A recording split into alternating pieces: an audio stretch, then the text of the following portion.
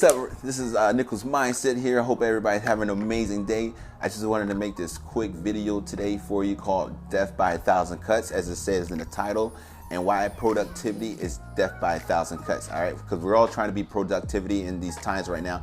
But I'm gonna let you know that when people are trying to be productive, when they're trying to do big things, trying to build a business, trying to just get things done throughout the whole day.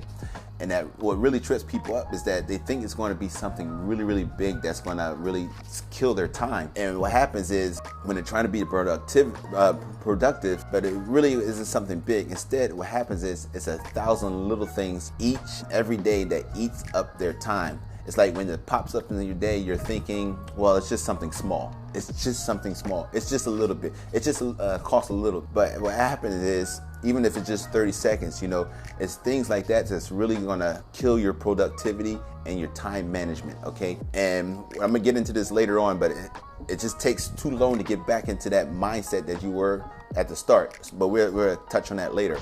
And that is why, you know, when I call it death by 1,000 cuts, because it's not just one big dagger that's gonna get you. It's just the little small paper cuts that are killing you, that's killing your time.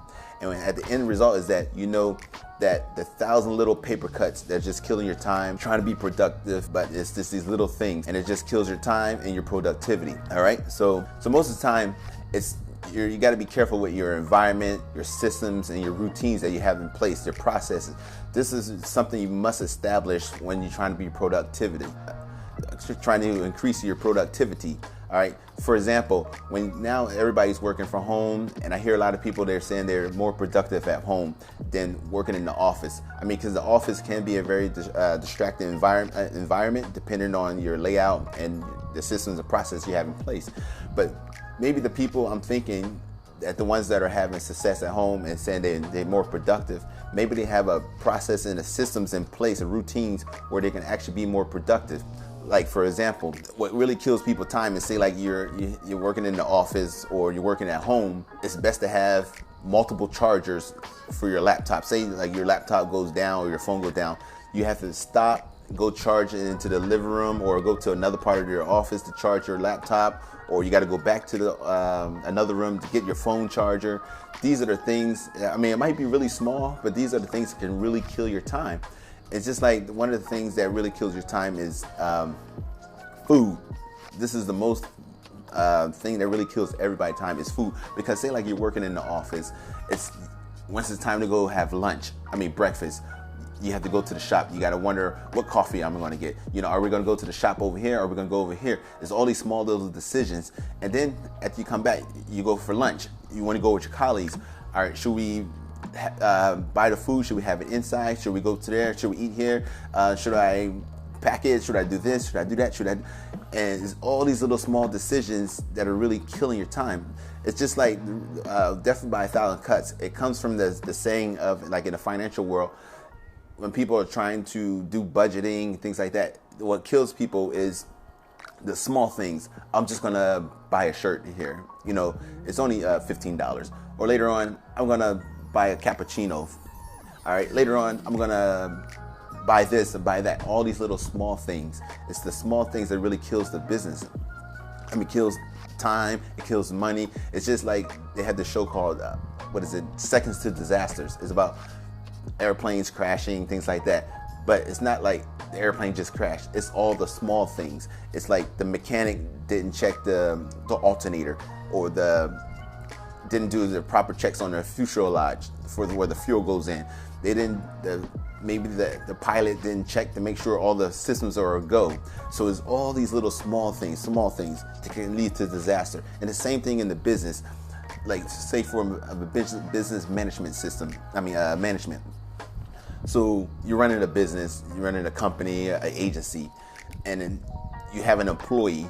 You can have an employee, it can be a budget problem, but say you have an employee, you're like, oh no, we're not gonna get rid of this guy because, it's not at the right time to get rid of this guy. But he's slowly making these bad decisions, and it keeps adding up. But you keep just leaving them there, So what happens is, over time, it can actually really kill the business, and you can lose clientele, you can lose clients, and it's that person also maybe working on a web development program, and he's keep making these small little changes, and slowly it just builds up and becomes a death by 1,000 cuts. Because what happens is people always, like I mentioned at the beginning, people always think it's just going to be something really, really big that's going to just crush the business, or just going to crush productivity. No, it's the small things. Because I actually, in my previous job, I used to go through it all the time. You know, I'll come to work and they would be like, "Hey Robert, can you help me look at this right here?" I'm like, "Sure." And in my mind, I'm thinking, "Oh, it's only going to be a few minutes or 30 seconds. I do it." And then next thing you know, hey Robert, we have a meeting right now. Can you come jump in this meeting and help us, talk to the client? And I'm like, all right, sure. It's only gonna be 5 minutes. And then throughout the whole day, hey Robert, you want to go to lunch? Sure. Eats up the time. And so when you're looking to do that big presentation for a company, then your time has been eaten throughout the whole day, and now it becomes death by 1,000 cuts, because now you're not able to meet that timeline because all these little small things throughout the whole day. So you definitely want to look at this from a bird's eye view and kind of look at the time and see where your time is getting eaten up at, because death by 1,000 cuts is very important. It's something you definitely got to look into, and that kind of ties into my previous video of decision fatigue. You're making a lot of decisions, and these are the decisions you have to make. You really got to make hard decisions on where is your time being eaten up at. All right, so that's all I wanted to get through today, and I hope you enjoyed the video. And if you have any questions, definitely leave some comments below, or if you're on YouTube, LinkedIn, wherever you're watching this video, because I just wanted to share this video. I've been wanting to get this video across for some time now, because I see it all the time. I see it in my previous company, my companies now, the company I'm in now. I see people's time getting eaten up, but just by the small things, just the small things. And these are things you definitely got to pay attention to. And like I mentioned, this in the financial world, this is very key, because if you think about it, this brings me to another point. I was always wondering why a lot of the NBA basketball players or football players, mostly in the NBA, a lot of them making multi-millions of dollars, and within 5 years, I forget the average, but a lot of them are going broke. Not bankrupt, but broke. And they can barely sustain themselves because they used to live these lavish lifestyles, but they didn't go broke overnight. What happened is, it was death by 1,000 cuts. What happened was, well, we're gonna go party in Vegas. We're gonna take all our friends. We're gonna fly on a private jet. I'm gonna buy my mom a house. Oh, I'm gonna buy my brother a house. I'm just gonna get this Rolls Royce, instead of just renting it, I'm just gonna pay cash. I'm gonna go into this business venture. I saw this guy's, I got approached by an investor. He said this is a good business to get into. So he drops a few million here.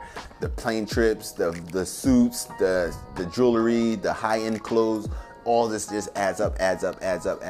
But during that time, they think, oh, it's only 20 grand. I'm making like $3 million, a month or a year. But what happens is, it just builds and builds and builds. And then by the time you realize it, you're broke already. But if you look back, you can see all these little micro decisions that you made and expenses that you made over time. It added up, and it became death by 1,000 cuts. All right, I never knew about this before, but now when I think back into some of the things in the past, it was death by 1,000 cuts. People were just eating my time. So the key point here, the key takeaway I want to leave you with is, make sure you safeguard your time. You have to safeguard your time. You have to protect your time like nobody's business, because money, you can get the money back.